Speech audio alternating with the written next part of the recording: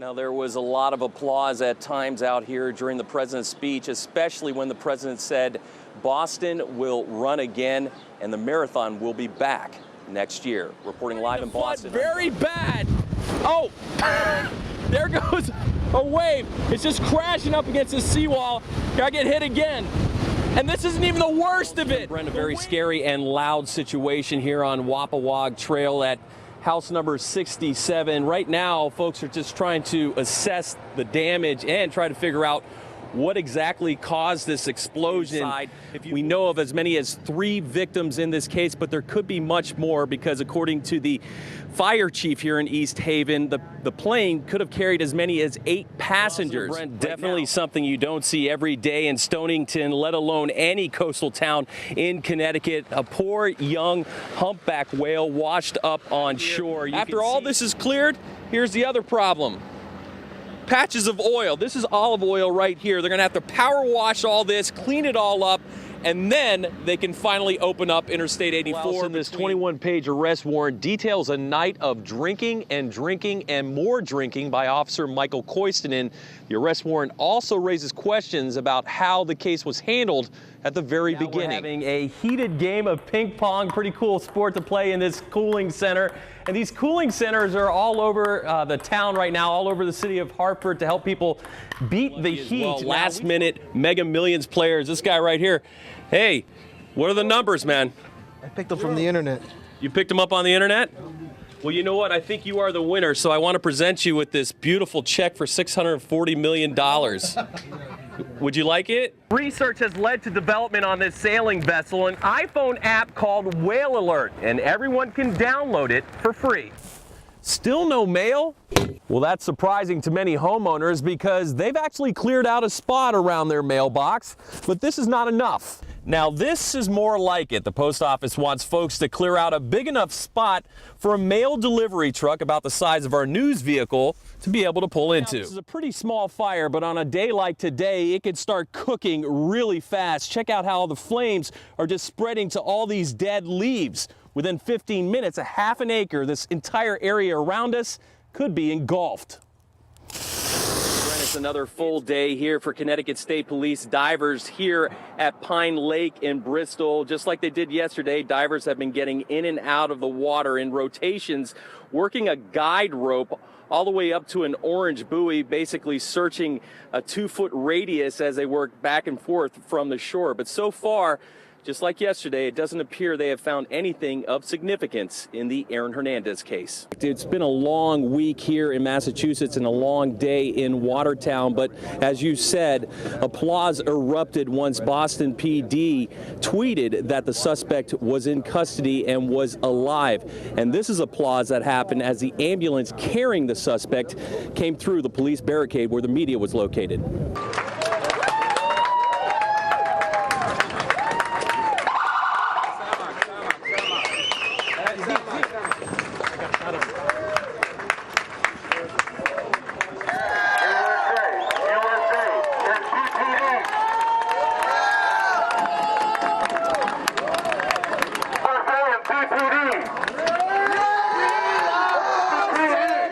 There you have it, even SWAT getting in on the celebration. Chants of USA broke out on Mount Auburn Street as well. Of course, you saw that video of the suspect, Dzhokhar Tsarnaev, being carried away. Right now, it's unclear what his condition is, but of course, police will want to question him to see if there's any ties to any other kind of terrorist organizations and why he did it.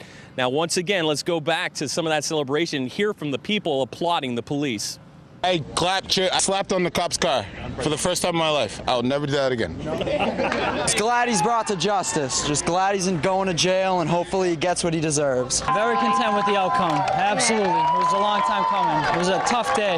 And I'm going to keep clapping! I don't know why, but I'm just going to keep clapping! State Police confirmed what we feared, that multiple kids, 20 kids in fact, were killed in this terrible shooting, as well as 6 adults plus the shooter.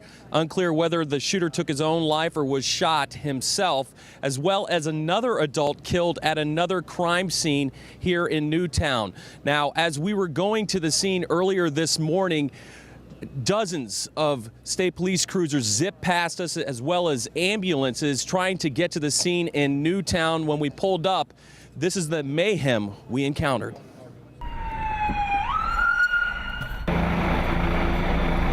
The mom told me that there was over 100 shots inside the school. 100 shots? Over 100 shots. So More than one shooter, or? Yes. Just one. No, just one shooter. Was just one shooter, yeah. Yeah. The kids were terrified. They were terrified. They had just witnessed something, and they were terrified. You want me to talk to Colleen? I mean, this is crazy. The cops told us to close our eyes and hold on to the guy's shoulders. They told us to hold hands and run. I know, but it was really scary. It's every parent's nightmare, and we're still very concerned. There's a couple of kids still in the school right now, and they're not out, and parents are looking for them. Many of them are friends of ours, and people we socialize with, so it's painful right now. It was the worst moment of my life because I didn't know where she was. And it was the happiest moment of my life when I saw she was okay. And her little friends. All her little friends were okay in her class. It's unbelievable. It's really scary. I haven't shook this much in, I don't think, my whole life.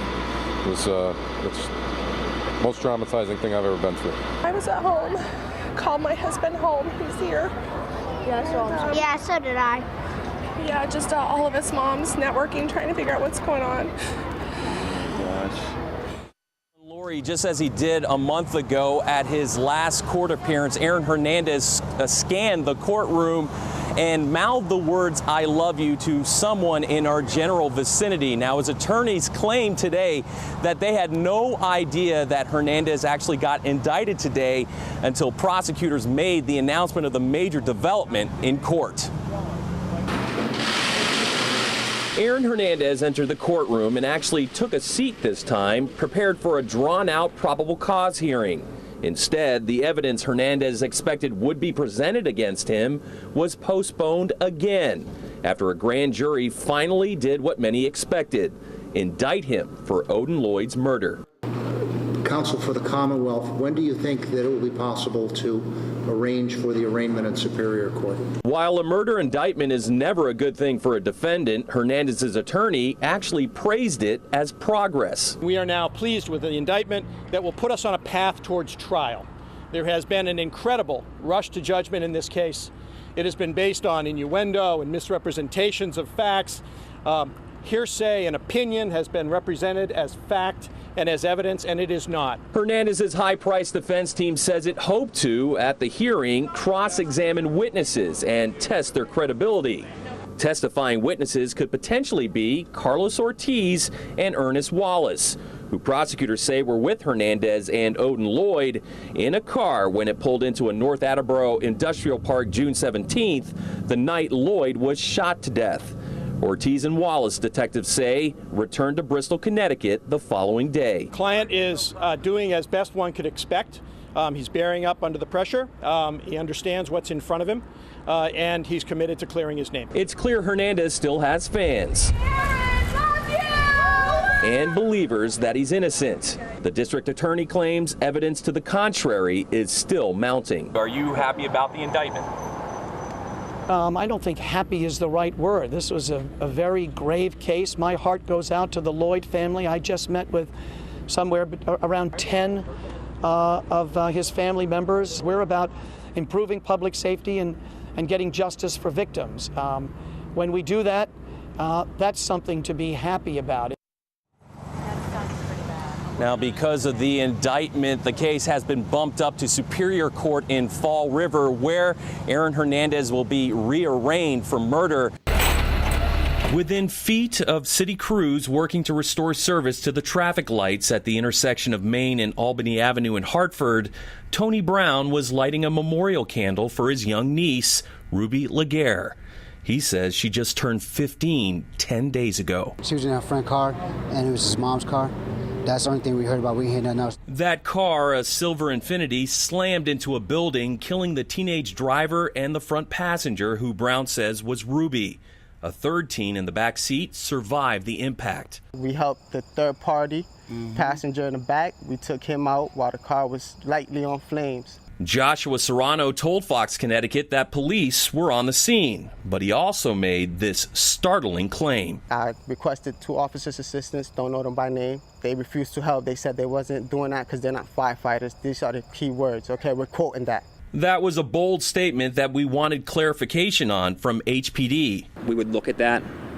Certainly it would be disturbing if it was found to be true, but I find that highly unlikely, but certainly we would gladly look at it. A Hartford police unusual occurrence report states that the third victim managed to free himself from the wrecked car, and that happened before the car caught fire. This man, who wouldn't give us his name, claims he saw everything. Was a car already on fire when they pulled him out? Yeah, underneath the car, yeah. It was starting to get on fire, yeah. You could see flames? Yeah, I could see the flames, yeah. And then they pulled him out? Yeah, they pulled him out, yeah. The witness did say cops warned the Good Samaritans to stay away from the car, but he says he never heard officers make the statement, "We're not firefighters." Tony Brown argues police have a first responder responsibility. They're there to save people's lives, no matter what situation you're in. So basically, the officers, if they don't understand that, they don't need to be police officers. They don't need to be doing nothing. They need to lose their job, and they need to find people who want to do the job.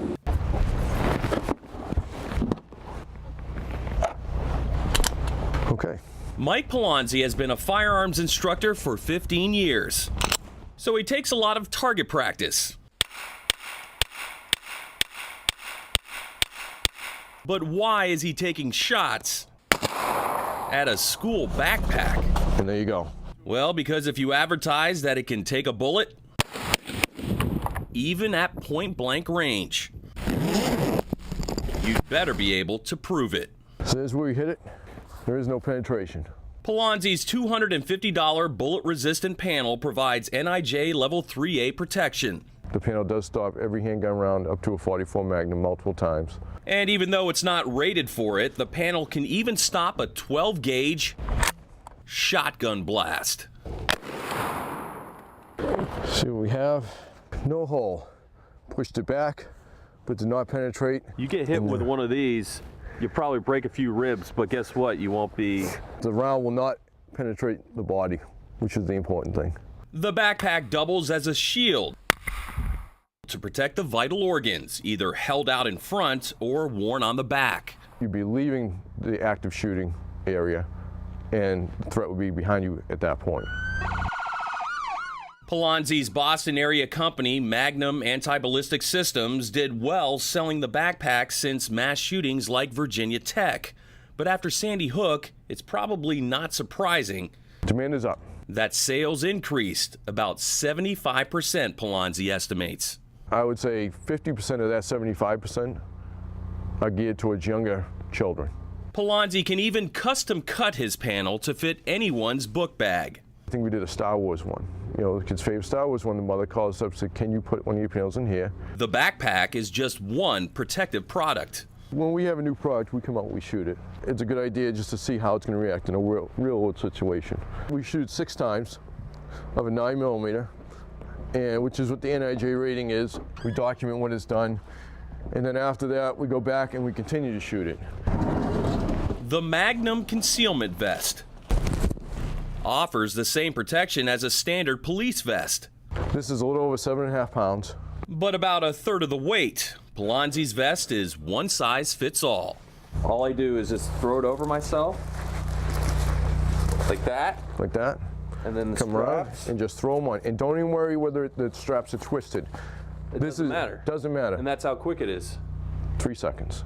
Even this body armor likely wouldn't have been a lifesaver against the Bushmaster 223 Adam Lanza used to kill 20 kids and 6 teachers and staff at Sandy Hook. However, Polonzi claimed he's about 4 to 6 months away from marketing a new modified panel that will stop a rifle round. Stop a 223. It's going to stop a 223 and a AK-47. Still, the protection in the current backpack has a lot of parents sold for now. There's that shotgun slug. On special assignment, John Charlton. Yeah, there's another one. Fox, Connecticut. But much better that these end up in here than into something we don't want them to end up in, like a person.